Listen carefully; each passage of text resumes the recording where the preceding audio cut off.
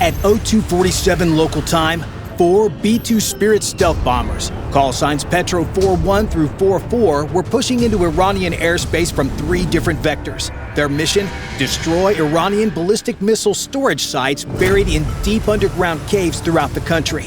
The Iranians thought their missiles were safe, but little did they know, they were about to get a taste of the Freedom Dorito.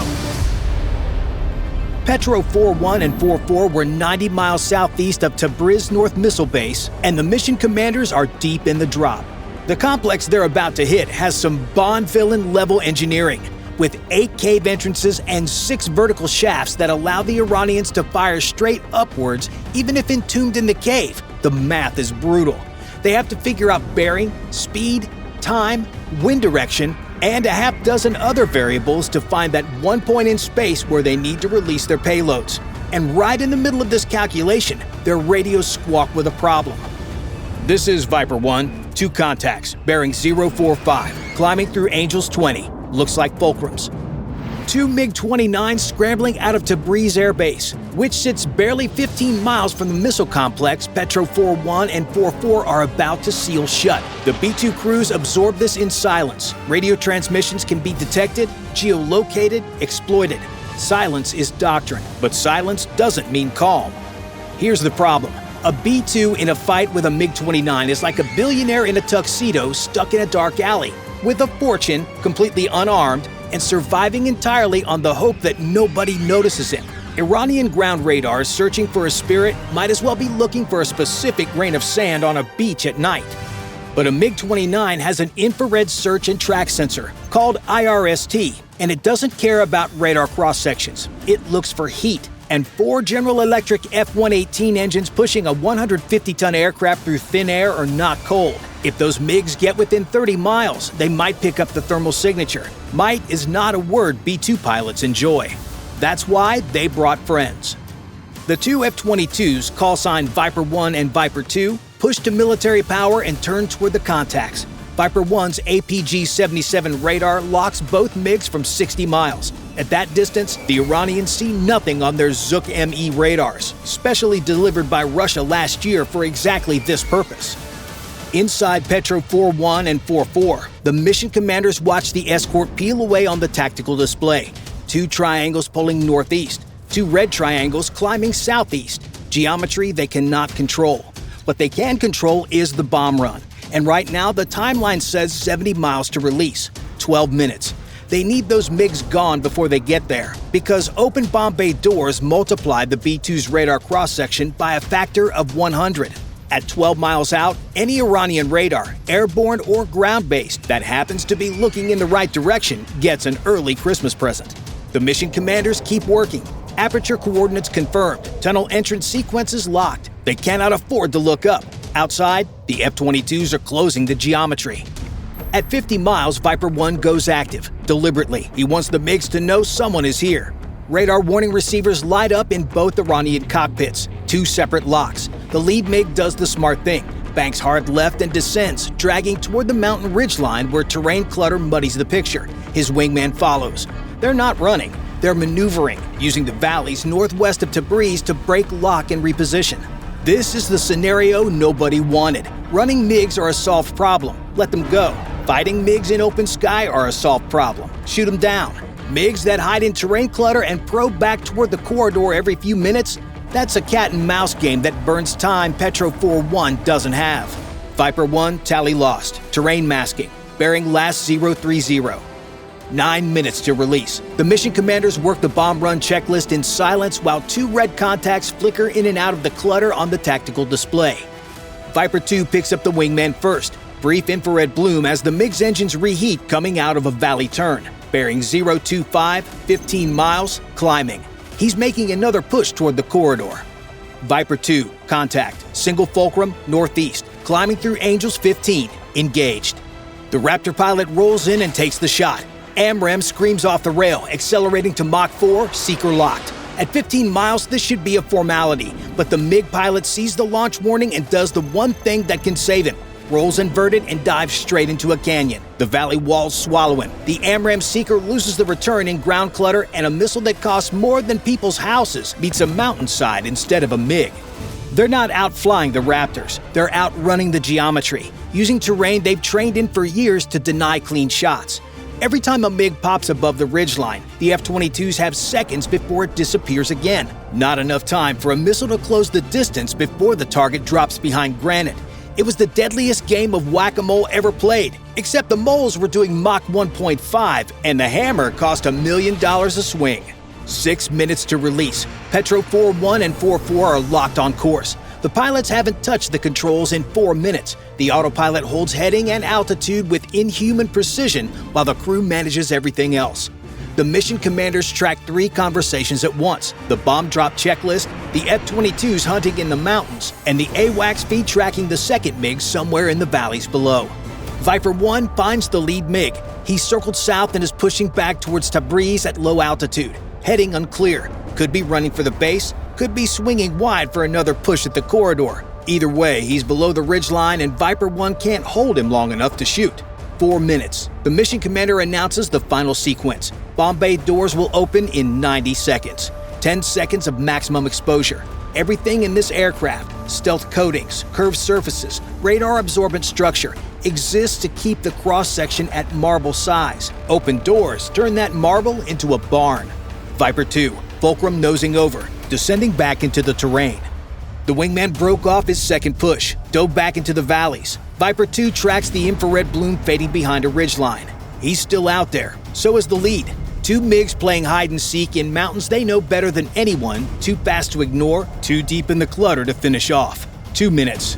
The mission commander makes the call. The MiGs are below and behind. Current geometry puts them outside 30 minutes. IRST detection at that range, through terrain, against a B-2 at 42,000 feet?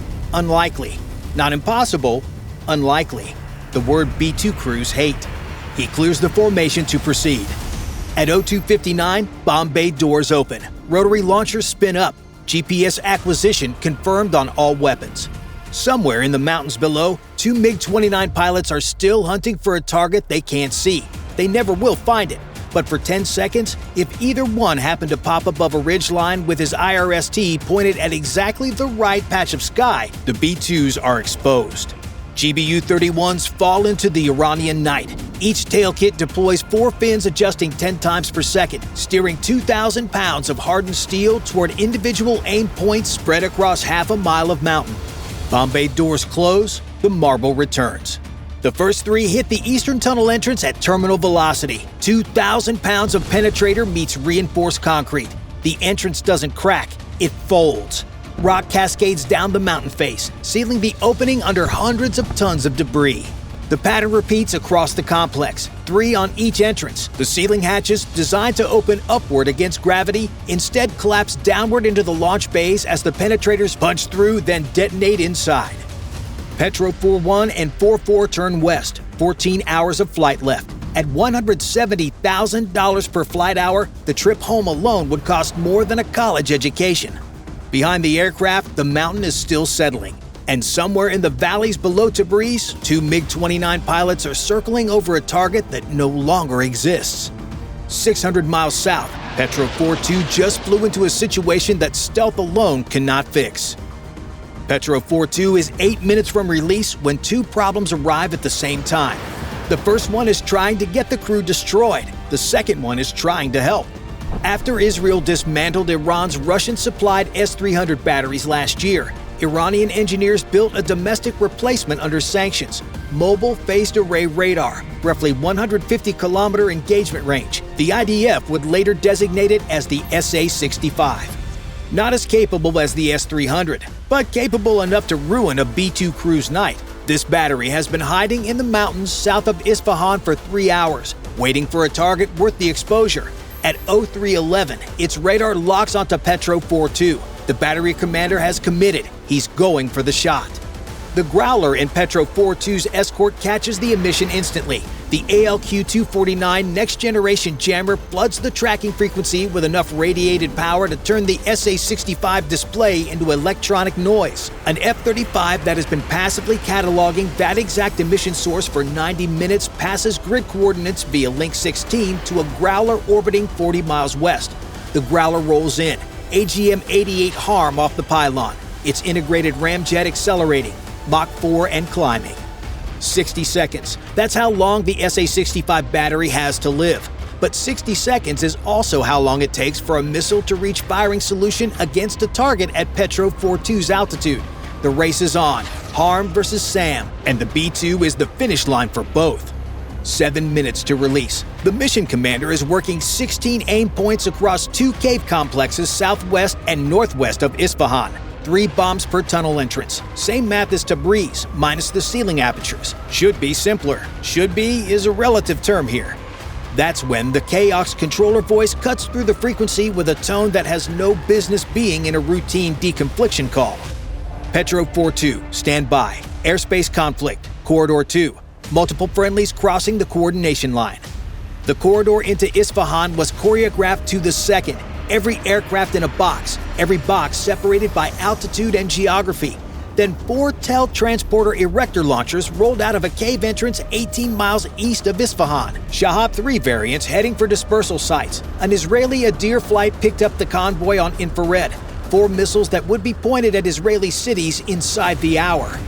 The Israeli flight lead didn't ask permission. He broke east across the coordination line with his wingman, both jets pulling toward the convoy with GBU-31 small-diameter bombs on the rails. The TELs were moving. Waiting for clearance meant losing them in the mountain passes. Say what you want about coalition coordination. When someone rolls Shahab 3s toward Tel Aviv, the Israelis don't form a committee. They form a strike package. Now the mission commander inside Petro 42 is managing a bomb run while 2 separate crises unfold outside the aircraft. South, the AGM-88 is 40 seconds from impact, but the SA-65 is still tracking. Its operators haven't turned off the radar. Either they don't know the harm is coming, or they've decided the shot at a B-2 is worth their faces ending up on a t-shirt. The Growler is pumping jamming power into the tracking frequency, degrading the missile solution, buying seconds. But jamming degrades. It doesn't guarantee. If the SA-65 gets a clean enough track through the noise to launch before the harm arrives, a surface-to-air missile will be in the air with Petro 42's name on it. East, 2 Israeli stealth fighters are now inside Petro 42's corridor, converging on the same block of airspace from below. Aircraft that cannot see each other on radar because that's literally the point of their design. 3 invisible jets converging on the same patch of sky is the military aviation equivalent of 3 blindfolded people running in a parking lot. Petro 42 at 42,000 heading east. The Adirs at 25,000 climbing southeast. Vertical separation real but shrinking. 5 minutes to release. The mission commander has 16 bombs programmed to 16 aim points, and he can feel both problems pressing in from opposite sides. The KOC at Al Udeid attacks the deconfliction first. Push Petro 42's release point 3 miles north to open lateral separation from the Israeli jets. That means reprogramming GPS coordinates on 16 weapons while closing on the target at 8 miles a minute. The mission commander is already moving, fingers across the targeting display, updating aim points one by one. He's done this in simulation nearly 100 times, never while a SAM battery is actively trying to shoot his aircraft, though. Venom, status on the SA-65? The F-35 flight lead responds. The harm is 20 seconds out. The SA-65 is still radiating, still tracking. The jamming is holding its missile solution below launch threshold. Probably. Nobody on this frequency wants to bet a B-2 on probably.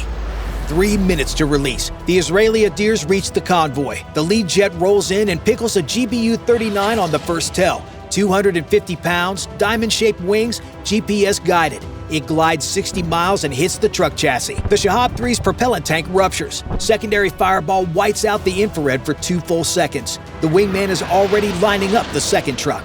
South of Isfahan, the harm arrives. The AGM-88G's millimeter wave seeker doesn't care that the SA-65 operator finally switched off his radar 3 seconds ago. What the SA-65 operator didn't know is that the AGM-88G has a memory like a grudge, even with the radar off. GPS and inertial navigation guide the warhead to the exact spot the antenna was radiating from 30 seconds ago. The warhead detonates, and a year of Iranian engineering under sanctions becomes a debris field in the mountains. A $1 billion air defense program answered by a missile that the U.S. Navy orders the way most people order printer paper. 2 minutes to release. The mission commander has 12 of 16 aim points reprogrammed. His fingers haven't stopped moving since the KOC called the shift. The Israeli wingman hits the second TEL. The remaining 2 trucks scatter into separate mountain passes. They'll be somebody else's problem in an hour. Both adheres break south, back across the coordination line. Petro 4-2, Corridor 2 open, cleared hot. 60 seconds. The mission commander finishes the last 4 aim points. He confirms the sequence, all 16 tracking to adjusted coordinates. At 03:17, bomb bay doors open. 16 GBU-31s fall toward 2 cave complexes southwest of northwest Isfahan. The mountain does what mountains do when you punch through their front doors with penetrator warheads, collapses inward, seals itself shut, 3 per entrance. Rock and reinforced concrete cascading down to entomb everything inside. Petro 4-2 turns for home. 300 miles southeast, Petro 4-3 is closing on a target the 2 other crews didn't have to deal with, a cave complex that isn't sitting quiet in the dark. This one is shooting. At 03:22 local time, Petro 4-3's crew can hear the war unfolding on the radio. The AWACS controller's voice has an edge that wasn't there 20 minutes ago, clipped, fast. The cadence of someone tracking things they wish they weren't. 300 miles southeast, inside a cave complex near Corgu. Iranian missile crews were feeding rounds into launch bays as fast as their automated loaders could cycle. What they didn't know was that a mission commander at 42,000 feet was counting their rhythm and planning to use it against them. Multiple ballistic launches, bearing 173. Source grid matches target package Kilo 7. Kilo 7, that is Petro 4-3's target, a missile cave complex in the mountains near Corgu, and it is actively firing. Ballistic missiles arcing out of overhead apertures on trajectories aimed at coalition installations across the Gulf. Al-Udeid, Ali al-Salam, Al-Dafra. Bases where Patriot and THAAD batteries are already running hot, trying to intercept the inbound rounds. This facility is in the fight right now, feeding missiles into trajectories faster than the coalition's interceptor stocks can absorb them. Every minute it stays operational is another round arcing over the Gulf. The crew doesn't need a briefing on what that means. They need to shut this cave down. 16 GBU-31s, same loadout as the other 2 aircraft, but the targeting priorities flip completely. He watches the AWACS feed, another launch from Aperture 1. The clock starts. Mark on Aperture 1, 4 minutes. Petro 4-3 is 11 minutes from release point at current heading and altitude. He cannot catch this window, so he plans for the next one. Another missile will fire from that aperture in roughly 8 minutes. Reload plus launch sequence. After that launch, the bay empties again. That's his window. He was going to use Iran's own firing schedule as a weapons delivery timetable. The cave was essentially telling him when to knock. The pilot adjusts, slight throttle increase, 2 degrees of heading correction. The mission commander reprograms the attack sequence. Aperture strikes first, timed in the cave's own rhythm. Tunnel entrances last. At 03:31, AWACS calls another launch from Corgu. The mission commander marks the time, starts the 4-minute countdown. Petro 4-3 cleared hot. Bomb bay doors open, maximum exposure. The pilot locks in, heading, altitude, airspeed, hands steady on the controls. The rotary launcher cycles, GPS confirmed on all 16. The first pair of GBU-31s drops toward Aperture 1, 90 seconds since the last launch. The bay below is empty, the next round still being pushed from the storage chamber toward the rail. The blue 109 warheads punch through the overhead hatches and detonate inside the vacant bay. The blast crushes the automated loading mechanism, buckles the launch rail, and pancakes the inertial chamber ceiling. Nothing is firing from this bay again. 8 seconds later, the second pair hits Aperture 2. Same timing, same result. Both launch bays wreck between firing cycles. No controlled secondary, no scattered propellant, clean hits on empty chambers. The remaining 12 GBU-31s walk across the tunnel entrances in groups of 3. Eastern entrance, western entrance, 2 service tunnels for ventilation and vehicle access. Each one folds under successive 2,000-pound impacts. Rock and reinforced concrete cascading down to seal the opening shut. Corgu goes silent. The AWACS controller who's been calling launches for the last hour pauses, waits, scans. No more tracks on bearing 173. The cave that was feeding missiles into the fight 5 minutes ago just went permanently dark. Tonight, they found out why American roads have potholes. The money went somewhere else to make bigger holes. If you enjoyed this video, watch our other video covering the first day of the war against Iran. Bye for now.